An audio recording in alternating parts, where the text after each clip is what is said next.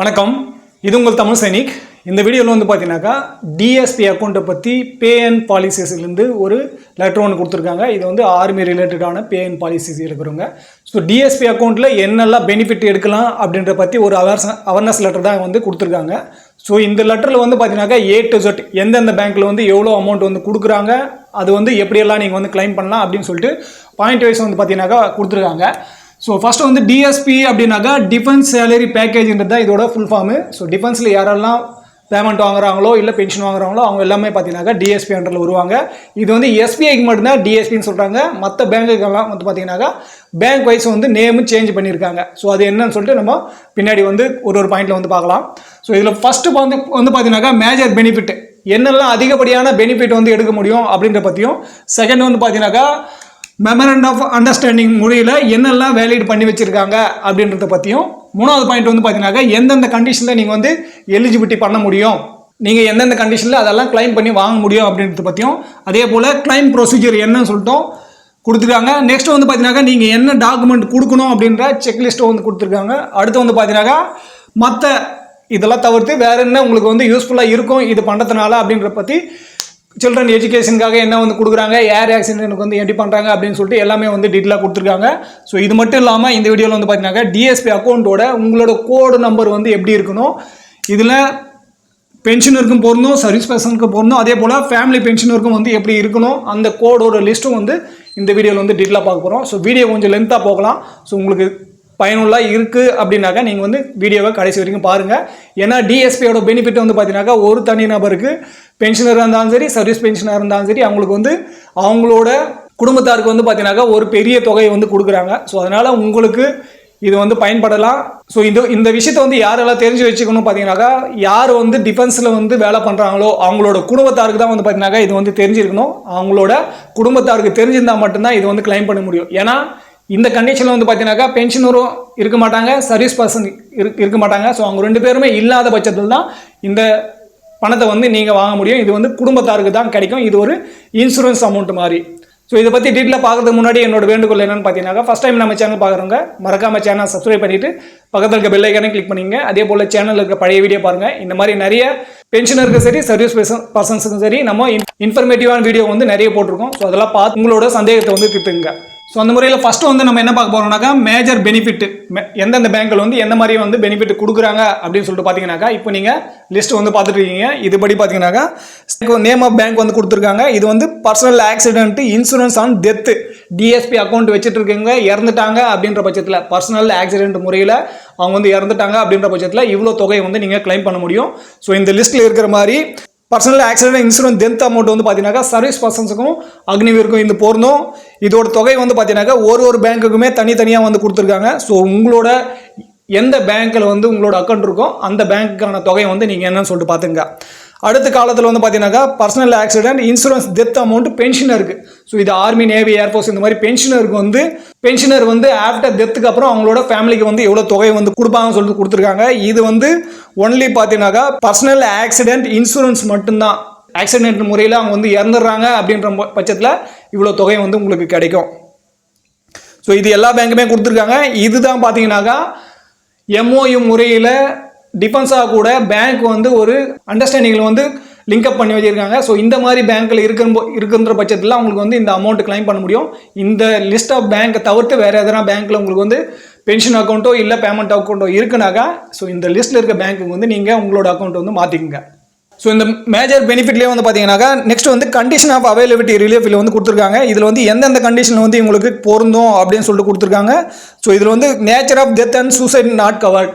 நீங்கள் வந்து இயற்கை முறையில் மரணம் ஆகிறாங்க, அதே போல் சூசைட் கேஸ் இருக்குனாக்கா அதுக்கு வந்து இது கவர் ஆகாது. அடுத்து வந்து பார்த்தீங்கன்னா ஸோ ஒரு பேங்க்குக்கு தகுந்தாப்புல டாக்குமெண்ட் சப்மிட்டிங் ப்ரொசீஜர் இருக்குது. ஸோ அதுக்கு தகுந்தாப்புல உங்களோட டாக்குமெண்ட் வந்து சப்மிட் பண்ணணும். இது வந்து நேச்சுரல் டெத்தாவோ இல்லை சூசைட் கேஸாவோ இல்லாமல் ஆக்சிடென்ட் டெத்தாக மட்டும் இருக்குனாக்கா இந்த எம்ஓயு முறையில் வந்து ஒரு டேர்ம்ஸ் அண்ட் கண்டிஷன் இருக்குது. ஸோ அது வந்து உங்களோட பேங்க்கில் வந்து இருக்கும். ஸோ உங்களோட அக்கௌண்ட் வந்து எந்த பேங்க்கில் இருக்கும் அந்த டைமில் வந்து அந்த டேர்ம்ஸ் அண்ட் கண்டிஷன் வந்து சொல்லுவாங்க. அடுத்து வந்து பார்த்தீங்கன்னாக்கா பர்சனல் ஆக்சிடென்ட் இன்சூரன்ஸ் முறையிலேயே வந்து பார்த்தீங்கன்னாக்கா disability of DSP account. So இந்த முறையில் வந்து டிசபிலிட்டி ஆகிறாங்க அப்படின்ற பட்சத்தில் அவங்களுக்கு வந்து என்ன தொகை கொடுக்குறாங்கன்னு சொல்லிட்டு இதில் லிஸ்ட் பண்ணியிருக்காங்க. ஸோ இதுவுமே வந்து பார்த்தீங்கன்னாக்கா personal accident insurance disability amount கொடுத்துருக்காங்க சர்வீஸ் பர்சன்ஸுக்கும் அதே போல் அக்னிவீருக்கும். அடுத்து வந்து பார்த்தீங்கன்னாக்கா டிசபிலிட்டி அமௌண்ட் ஆஃப் பென்ஷனருக்கும் கொடுத்துருக்காங்க. ஸோ இதில் வந்து எஸ்பிஐயில் வந்து டிசபிலிட்டி அமௌண்ட் வந்து கொடுக்க மாட்டாங்க, மற்ற பேங்க்கில் வந்து லிஸ்ட் பண்ணியிருக்காங்க. ஸோ உங்களோட நம்ம இதுக்கு முன்னாடி சொன்ன மாதிரி உங்களோட அக்கௌண்ட் வந்து எந்த பேங்க்கில் இருக்கோ அந்த பேங்க்கில் வந்து எவ்வளோ அமௌண்ட் கொடுக்குறாங்கன்னு சொல்லிட்டு பார்த்துங்க. நெக்ஸ்ட் வந்து பார்த்தீங்கன்னா கண்டிஷன், எந்தெந்த கண்டிஷன் வந்து கொடுக்குறாங்க அப்படின்னு பார்த்தீங்கன்னா டிசபிலிட்டி பேஸ்ட் ஆன் பர்சன்டேஜ் 100% வந்து உங்களுக்கு வந்து டிசபிலிட்டி வந்து இருக்கணும். அதாவது ஊனமுற்றோர் சர்டிஃபிகேட் வந்து 100% இருக்குது அப்படின்ற பட்சத்தில் இது வந்து கொடுப்பாங்க. அதே போல் as per insurance regulation IRDAI, insurance regulation and development authority of India அப்படின்னு தான் இதோட ஃபுல் ஃபார்மு. ஸோ இந்த IRDAI முறையில் வந்து இந்த கண்டிஷன் எல்லாம் பொருந்துது அப்படின்ற பட்சத்தில் அது வந்து கிடைக்கும். நெக்ஸ்ட் வந்து பார்த்தீங்கன்னா மெடிக்கல் சர்டிஃபிகேட் வந்து வேணும். Disability only due accident cover under scheme, அதாவது ஆக்சிடென்ட் முறையில் மட்டும் டிசபிலிட்டி ஆகுதுன்னா மட்டும்தான் இது வந்து பொருந்தும். ஸோ கிளைம் பண்ணுற அந்த டைமும் வந்து பார்த்தீங்கன்னா இங்கே வந்து மஸ்ட்டு. ஸோ ஆக்சிடென்ட் ஆன பிறகு நீங்கள் எத்தனை நாளுக்குள்ளே நீங்கள் வந்து பண்ணணும்னு சொல்லிட்டு பின்னாடி பார்க்கலாம். ஸோ நெக்ஸ்ட் வந்து பார்த்தீங்கன்னா ஏர் ஆக்சிடென்ட் இன்சூரன்ஸ் முறையில் டிஎஸ்பி அக்கௌண்ட்டுக்கு வந்து என்ன பெனிஃபிட் இருக்குன்னு சொல்லிட்டு இந்த லிஸ்ட்டில் வந்து கொடுத்துருக்காங்க. ஸோ இதுவுமே வந்து பார்த்தீங்கன்னா உங்களோட அக்கௌண்ட் வந்து எந்த பேங்க்கில் இருக்கோ அந்த பேங்க்குக்கு தகுந்தாப்புல உங்களோட செக் பண்ணிங்க. ஏர் ஆக்சிடென்ட் இன்சூரன்ஸ் முறையில் உங்களோட பேமெண்ட் முறை வந்து பார்த்தீங்கன்னா எல்லா பேங்க்குமே மேக்ஸிமம் வந்து பார்த்தீங்கன்னா டெபிட் கார்டில் பேமெண்ட் பண்ணியிருக்கணும். ஸோ டெபிட் கார்டு தான் இங்கே வந்து மென்ஷன் பண்ணியிருக்காங்க. ஸோ நீங்கள் UPI முறையிலோ இல்லை மற்ற ஏதாவது முறையில் வந்து பேமெண்ட் பண்ணுறீங்கன்னாக்கா அதில் மேபி அவங்க வந்து கொடுக்க முடியாதுன்னு சொல்லலாம். ஏன்னா இங்கே வந்து கிளியராகவே சொல்லியிருக்காங்க to be purchase through debit card in private airline. நீங்கள் வந்து டிக்கெட் புக் பண்ணும்போது டெபிட் கார்டு முறையில் வந்து புக் பண்ணுறீங்க அப்படின்ற பட்சத்தில் இதெல்லாம் எலிஜிபிலிட்டி ஆகும். அடுத்து வந்து பார்த்தீங்கன்னாக்கா ஆட் ஆன் கவராக வந்து டிஎஸ்பி அக்கௌண்ட்டுக்கு வந்து கொடுத்துருக்காங்க. அது என்னன்னு பார்த்தீங்கன்னாக்கா பிளாஸ்டிக் சர்ஜரி என்னென்ன ட்ரீட்மெண்ட்டுக்கெல்லாம் நீங்கள் வந்து பெனிஃபிட் எடுக்கலாம் அப்படின்னு சொல்லிட்டு ஒரு பேங்க்கும் தனித்தனியாக வந்து லிஸ்ட்டும் கொடுத்துருக்காங்க. அதுக்கான அமௌண்ட்டும் வந்து கொடுத்துருக்காங்க. ஸோ இந்த PDF லிங்க் வந்து நான் கீழே கொடுக்குறேன். நீங்கள் வந்து ஒரு டைம் டவுன்லோட் பண்ணிவிட்டு உங்களோட பேமெண்ட்டும் பென்ஷனும் வந்து எந்த பேங்க்கில் வருதோ அந்த பேங்க்கோட லிஸ்ட்டை வந்து நீங்கள் நோட் பண்ணி வச்சுக்கோங்க. இல்லை நீங்கள் இதை வந்து எடுத்து வச்சுக்கோங்க, உங்களுக்கு வந்து உபயோகமாக இருக்கும். அடுத்து வந்து பார்த்தீங்கன்னாக்கா additional assistance of defence salary package வந்து என்ன வந்து அடிஷ்னலாக கொடுக்குறாங்க அப்படின்ற பட்சத்தில் எஜுகேஷன் பெனிஃபிட்டும் கொடுக்குறாங்க. அதே போல் சில்ட்ரன் மேரேஜுக்கும் வந்து கொடுக்குறாங்க. ஸோ இதுவுமே வந்து பார்த்தீங்கன்னாக்கா கண்டிஷன் முறையில் தான் வந்து பொருந்தும், எல்லாருக்குமே வந்து பொருந்தாது. ஸோ இதுக்கான கண்டிஷனும் வந்து நீங்கள் கிளியராக பார்த்துங்க. அதர் பேங்கிங் ஃபெசிலிட்டிஸ் பார்த்தீங்கன்னாக்கா லாக்கர் பெனிஃபிட்டும் கொடுக்குறாங்க. அதே போல் அன்லிமிட்டட் ட்ரான்சாக்ஷன் கொடுக்குறாங்க. இதுவுமே வந்து பார்த்தீங்கன்னாக்கா பேங்க் வைஸ் வந்து வேறுபடுது. ஸோ நீங்கள் வந்து உங்களோட பேங்க்குக்கு தகுந்தாப்புல செக் பண்ணிக்கோங்க. ஸோ நெக்ஸ்ட் வந்து பார்த்தீங்கன்னாக்கா வேலிட் ஆஃப் MOU முறையில் வந்து எத்தனை நாளைக்கு வந்து வேலிட் வந்து அவங்க ஒரு ஒப்பந்தம் வந்து போட்டிருக்காங்க அப்படின்னு சொல்லிட்டு இதில் லிஸ்ட் கொடுத்துருக்காங்க. ஸோ இதுலையுமே வந்து பார்த்தீங்கன்னாக்கா சர்வீஸ் பர்சனுக்கும் பென்ஷனருக்கும் தனியாகவும் அக்னிவருக்கு வந்து தனியாக பிரிச்சிருக்காங்க. ஏன்னா அக்னிவர் வந்து 4 வருஷம் தான் சர்வீஸ்ன்ற முறையில் வந்து பார்த்தீங்கன்னாக்கா இது வந்து அவங்களுக்கு தனியாக வந்து கொடுத்துருக்காங்க. ஸோ எந்தெந்த பேங்க் வந்து எவ்வளோ நாளைக்கு வந்து இந்த MOU போட்டிருக்காங்க, ஸோ அதுக்கான வேலிடிட்டி டேட் என்னன்னு சொல்லிட்டு கொடுத்துருக்காங்க. MOUன்னு பார்த்தீங்கன்னாக்கா ஒப்பந்தம் வந்து போட்டிருக்காங்க. டிஃபென்ஸாக கூட வந்து ஒரு ஒப்பந்தம் போட்டிருக்காங்க. இவ்வளோ நாளுக்குள்ளே வந்து இந்த ஒப்பந்தம் வந்து பார்த்தீங்கன்னாக்கா அந்த வேலிடிட்டி முடிஞ்ச பிறகு அது வந்து மறுபடியும் வந்து ரினியூவல் பண்ணிருப்பாங்க. இதுலேயும் வந்து பார்த்தீங்கன்னாக்கா HDFC பேங்க், ஆக்சிஸ் பேங்க் இதெல்லாம் பார்த்தீங்கன்னாக்கா ரினியூவலுக்காக வந்து எக்ஸ்டென்ட் பண்ணியிருக்காங்க. அடுத்து வந்து பார்த்தீங்கன்னாக்கா எலிஜிபிலிட்டி கண்டிஷன், எந்தெந்த முறையில் வந்து உங்களுக்கு எலிஜிபிலிட்டி இருக்குது அப்படின்னாக்கா ஸோ நம்ம போன வீடியோவில் சொன்ன மாதிரி யாரெல்லாம் ட்ரைனிங் சென்டர்லேருந்து அக்னிவீர் இப்போல்லாம் ட்ரைனிங் முடிச்சுட்டு நீங்கள் போகிறீங்க அப்படின்ற பட்சத்தில் உங்களோட சேவிங்ஸ் அக்கௌண்ட்டை வந்து நீங்கள் டிஎஸ்பியாக மாற்றின பிறகு தான் இது வந்து கிடைக்கும். ஸோ சர்வீஸ் பர்சன்ஸாக இருந்தாலும் சரி, இல்லை எக்ஸர்வீஸ்மேன் இருந்தாலும் சரி, அக்னிவீராக இருந்தாலும் சரி, உங்களோட அக்கௌண்ட் வந்து உங்களோட கேட்டகரிக்கு தகுந்தாப்புல சர்வீஸ், அக்னிவீர், பென்ஷனருக்கு தகுந்தாப்புல அது வந்து டிஎஸ்பியாக வந்து மாறி இருக்கணும். அடுத்து வந்து பார்த்தீங்கன்னாக்கா நம்ம ஏற்கனவே சொன்ன மாதிரி ஆக்சிடென்டல் மட்டும்தான் இது வந்து பொருந்தும். சூசைட் கேஸாக இருக்குது இல்லை நேச்சுரல் டெத்தாக இருக்குனாக்கா இது வந்து பொருந்தாது. ஸோ நெக்ஸ்ட் வந்து பார்த்தீங்கன்னாக்கா injury action should not be under the influence of any alcohol drugs. குடிபோதையில் வந்து இவங்க வந்து ஆக்ஷன் பண்ணியிருக்காங்க, அந்த முறையில் வந்து ஏதாவது ஆகுது அப்படின்னாக்கா அங்கே வந்து இதை கிளைம் பண்ண முடியாது. நெக்ஸ்ட் வந்து பார்த்தீங்கன்னாக்கா நீங்கள் போயிட்டு சுயமாக எங்கன்னா போயிட்டு மோதிடுறீங்க, இல்லை உங்களோட தவறால் ஏதாவது ஆக்சிடென்ட் ஆகுதுனாக்கா அதுக்குமே இது வந்து பொருந்தாது. அதே போல் உங்களோட ஆக்சிடென்ட் நடக்கும்போது டிராஃபிக் ரூல்ஸை வந்து நீங்கள் ப்ரீச் பண்ணியிருக்கக்கூடாது. டிராஃபிக் ரூல்ஸில் நீங்கள் நடந்திருக்கணும், குடிச்சிருக்கக்கூடாது, உங்களோட தவறுனால அந்த ஆக்சிடென்ட் வந்து நடந்திருக்கக்கூடாது. ஸோ இந்த மாதிரி கண்டிஷன் இருக்கும்போது உங்களோட ஒரு பேங்க்குக்கு தகுந்தாப்புல டேர்ம்ஸ் அண்ட் கண்டிஷன் வந்து மாறுபடும். ஸோ இதுக்கான லிஸ்ட்டும் வந்து பார்த்தீங்கன்னாக்கா ஆர்மி பேஜில் இருக்குது. ஸோ அதையுமே நீங்கள் டவுன்லோட் பண்ணி பார்த்துக்கலாம். ஸோ நான் கிடச்சிச்சுனாக்கா நான் உங்களுக்கு நம்மளோட வாட்ஸ்அப் குரூப்லேயே வந்து நான் ஷேர் பண்ணுறேன். அடுத்து வந்து பார்த்தீங்கன்னாக்கா கிளைம் ப்ரொசீஜர், நீங்கள் வந்து எந்த முறையில் வந்து நீங்கள் கிளைம் பண்ணலாம் அப்படின்றத பற்றி தான் லிஸ்ட் கொடுத்துருக்காங்க. ஸோ அதில் வந்து ஃபஸ்ட்டு வந்து என்னென்னு பார்த்தீங்கன்னாக்கா ஆக்சிடென்ட் ஆன 30 நாளுக்குள்ளே உங்களோட நியரஸ்ட் பிரான்ச், எந்த பிரான்ச்சில் வந்து உங்களோட அக்கௌண்ட் இருக்கோ அங்கே வந்து நீங்கள் தெரியப்படுத்தணும். டிஎஸ்பி அக்கௌண்ட் ஹோல்டர் வந்து இந்த மாதிரி முறையில் வந்து ஆக்சிடென்ட் ஆகிட்டு இறந்துருக்காங்க, அவங்களோட டிஎஸ்பி பெனிஃபிட்டை வந்து கிளைம் பண்ணணும் அப்படின்னு சொல்லிட்டு நீங்கள் ஃபஸ்ட்டே வந்து இன்ஃபார்ம் பண்ணிடணும். நெக்ஸ்ட் வந்து பார்த்தீங்கன்னாக்கா பேங்க் வந்து என்ன ஃபார்மெல்லாம் கொடுக்குறாங்களோ அந்த ஃபார்மெல்லாம் நீங்கள் ஃபில் பண்ணி நீங்கள் வந்து சப்மிட் பண்ணணும். பேங்க்கே வந்து பார்த்தீங்கன்னாக்கா உங்களுக்கு ஒரு சில டாக்குமெண்ட் எல்லாம் கேட்பாங்க. அந்த டாக்குமெண்ட்டுமே நீங்கள் வந்து பார்த்தீங்கன்னாக்கா ப்ரொசீட் பண்ணுற மாதிரி இருக்கும். ஸோ இது எல்லாமே வந்து பார்த்தீங்கன்னாக்கா பேங்க் மூலியமாக தான் நடக்கும் உங்களுக்கு. ஸோ டிசபிலிட்டி சர்டிஃபிகேட்டே வந்து பார்த்தீங்கன்னா நீங்கள் 12 மாதத்துக்குள்ளே நீங்கள் வந்து டிசபிலிட்டி சர்டிஃபிகேட் வந்து சப்மிட் பண்ணி நீங்கள் டிஎஸ்பி பெனிஃபிட் எடுக்கிறீங்கனாக்கா அதுவுமே வந்து பார்த்தீங்கன்னாக்கா 12 மாதத்துக்குள்ளே நீங்கள் வந்து பண்ணணும். ஸோ ஆக்சிடென்ட் டெத்து அப்படின்ற பட்சத்தில் நீங்கள் வந்து பார்த்தீங்கன்னாக்கா 30 நாளுக்குள்ளே சொல்லணும். டிசபிலிட்டியாக இருக்காங்க அப்படின்னாக்கா நீங்கள் 1 வருஷத்துக்குள்ளே 12 மாதத்துக்குள்ளே நீங்கள் வந்து டைம் பீரியட் வந்து இதுதான். அதுக்கு மேலே போயிடுச்சாங்க இதை வந்து இன்சூரன்ஸ் கிளைம் பண்ண முடியாது. நெக்ஸ்ட் வந்து பார்த்தீங்கன்னாக்கா செக் லிஸ்ட்டு. ஸோ நீங்கள் என்னென்ன டாக்குமெண்ட் எல்லாம் கொடுக்கணும் அப்படின்ற வந்து லிஸ்ட் கொடுத்துருக்காங்க. அதில் ஃபர்ஸ்ட் வந்து பார்த்தீங்கன்னாக்கா டெத் ஆயிடுறாங்க அப்படின்னாக்கா போஸ்ட்மார்ட்டம் ரிப்போர்ட்டு, அதே போல் எஃப்ஐஆரும் இருக்கணும். டெத்துன்றதை வந்து மென்ஷன் பண்ணி ஆக்சிடென்ட் டெத்துன்றதை மென்ஷன் பண்ணியிருக்கணும் அதில் எஃப்ஐஆர்லும் சரி போஸ்ட்மார்ட்டம்லும் சரி. நெக்ஸ்ட் வந்து account has not been upgrade DSP account R concert bank. So உங்களோட பேங்க்கில் வந்து எந்த பேங்க்கில் வந்து உங்களோட அக்கௌண்ட் இருக்கோ அங்கே வந்து டிஎஸ்பியாக வந்து மாற்றாமல் இருக்கீங்கனாக்கா இது வந்து ஒன்றுமே பண்ண முடியாது. கண்டிப்பாக உங்களோட சர்வீஸ் அக்னிவேர் பென்ஷன் இதுக்கு தகுந்தாப்புல உங்களோட டிஎஸ்பி அக்கௌண்ட் வந்து கோடு வந்து சேஞ்ச் ஆகிருக்கணும். அதே போல் டிலே சப்மிட் பண்ணாலும் உங்களுக்கு வந்து இதை வாங்க முடியாது அந்த டைம் பீரியடுக்குள்ளே. டெத்துனாக 30 நாளுக்குள்ளே, டிசபிலிட்டினாக 12 மாதத்துக்குள்ளே. நெக்ஸ்ட் வந்து பார்த்தீங்கன்னாக்கா டாக்குமெண்ட் சப்மிட் பண்ணும்போது பேங்க்கில் வந்து உங்களோட ஃபோன் நம்பரோ இமெயில் நம்பரோ வந்து என்னோக்குதும் சரி இண்டிவிஜுவல் பர்சனும் சரி அப்டேட் ஆகாத இருக்குது. அதெல்லாம் வந்து பார்த்தீங்கன்னாக்கா அப்டேட்டாக இருக்கணும்.